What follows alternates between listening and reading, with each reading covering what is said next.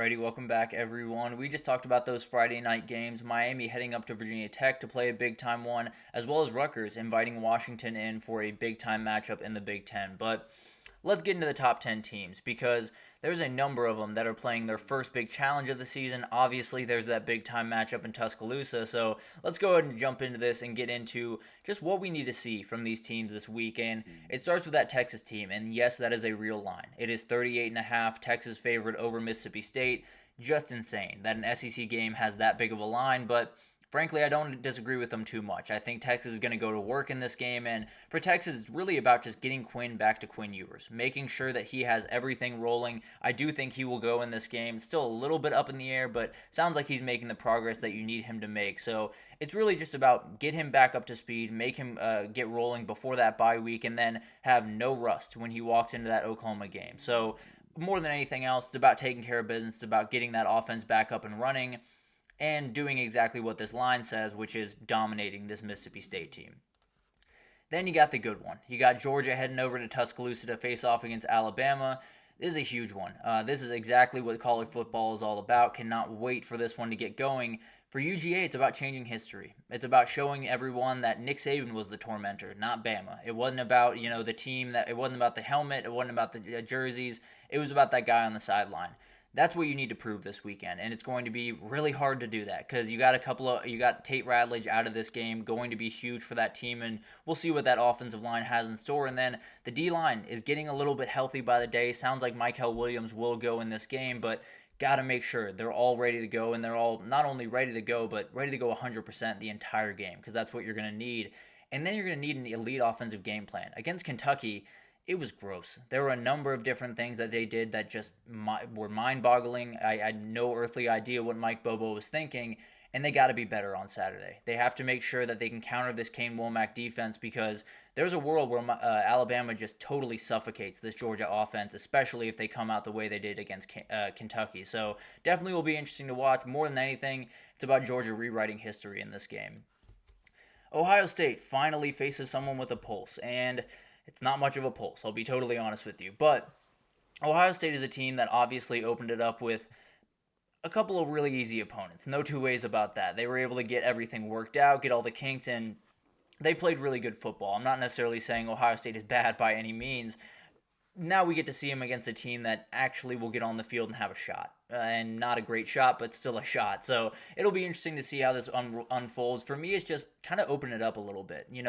This offense, this defense has been very vanilla early on, and it should be early on. But now it's time to really get things going. See what Will Howard can do running the full offense on the road in a road environment, and we'll see what happens. I think there's a number of different things that can happen in this game that maybe it's not, Michigan State pushing Ohio State all that hard, but there's a number of things you can see in this game that could change your opinion about Ohio State pretty drastically on Saturday. So going to be interesting to watch that one, and then right back to this one. Talking from Alabama's perspective, for this, it's about so many different things. It's about proving that Nick Saban wasn't the program, Alabama is the program. It's about proving that Kalen DeBoer was absolutely the right hire. It's about Jalen Milroe proving that his choice words for Georgia after that SEC championship game were not a mistake. A number of different things that have to be proven.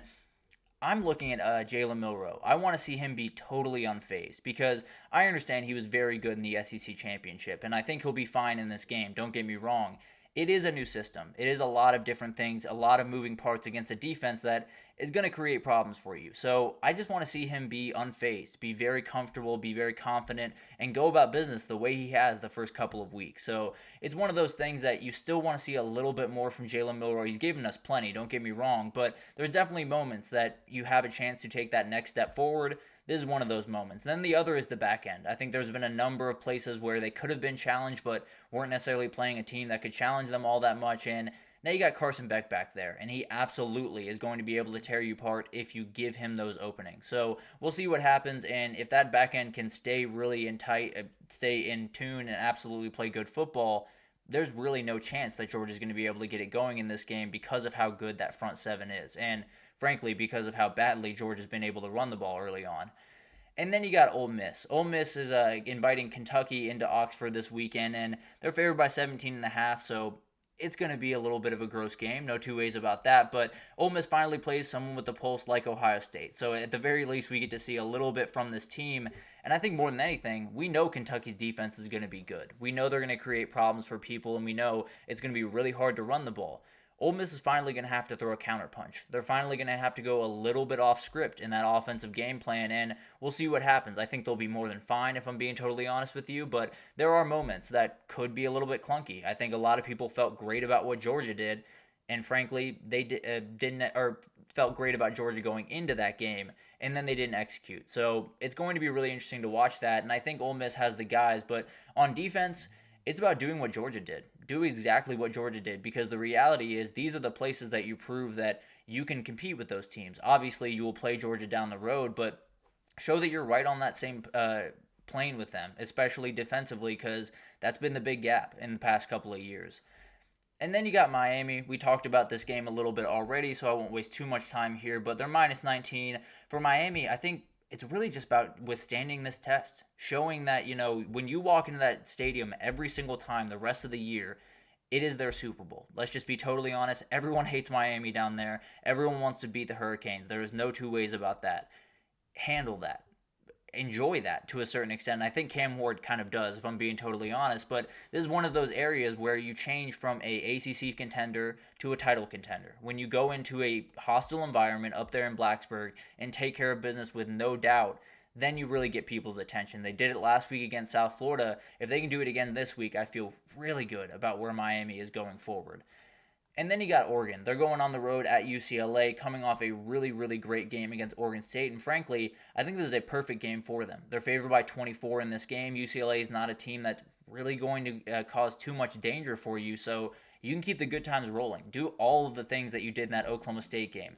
Let that O-line go to work and absolutely get a little bit better. Let that run game follow that and be really incredible as well. Create a couple explosive plays. Do all of the things you did in the Oklahoma State game and continue doing them for the next couple of weeks, because you got a big one coming up on the October 12th, and we'll see what happens there. But as of right now, it's about just continuing all of the great things they did against Oklahoma State and proving they are the team that we thought they would be during this season. And then you got Penn State inviting Illinois into town. We will break this game down tomorrow, so no worries about that. But another one that is a very lopsided line, 18.5 towards Penn State, and this is one that it's going to get really real for Penn State in a hurry, because I understand they've been really good thus far. They've handled business. They've done everything that you wanted to do. The offense looks a lot better than it was before. This is an Illinois team that's going to come in with their hair on fire. They're going to come in knowing this is a game that can totally change their season, that can make them not only a team that's really fun to watch, but a team that can contend for a Big Ten title.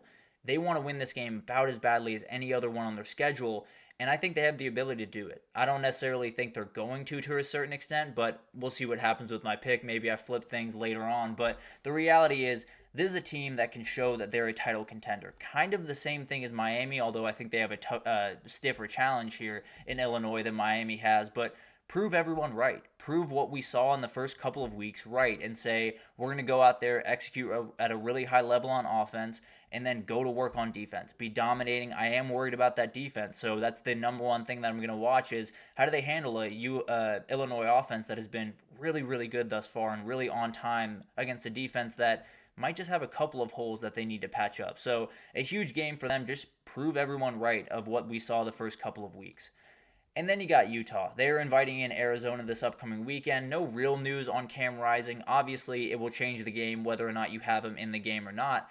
But Isaac Wilson, I think, can get this done. I think there's a number of different things for Arizona that you're going to have to worry about, mainly T-Mac. And he's really, really hard to stop, nearly impossible to stop. But it's been proven that if you stop him, you stop this entire offense. So try to do it at the very least. Try your best to stop T-Mac and see what happens. But the reality is, if they can't handle this guy, if T-Mac goes for 200 yards and maybe Arizona doesn't get the win, but they fight with Utah, I'd be a little bit worried about an Iowa State game down the road, or one of those big-time games where you have receivers on the other side that you really have to worry about. Maybe Utah's not up for the challenge. Now, frankly, I think they very much are, and we'll see what happens on Saturday, but it's one of those things that it's just about continuing what you did last week, whether it's Isaac Wilson or Cam Rising back there. Have your defense be absolutely suffocating and let them carry you to another win here. it's going to be a crazy week. For those top 10 teams, there are a couple that are facing big-time challenges for the first time in their season. There's obviously those two that are facing off in Tuscaloosa. That's going to be the biggest game of the week, and I absolutely will break it down tomorrow. No worries about that. But let's take our last break here. Excuse me. Let's take our last break here, and when we come back, we're going to talk about all the questions I have going into Week 5. We'll get into Hugh Freeze's comments. We'll get into the future of the Pac-12. We'll also get into what's happening at UNLV, which is very, very interesting. So we'll break it down right after this. So stick with us.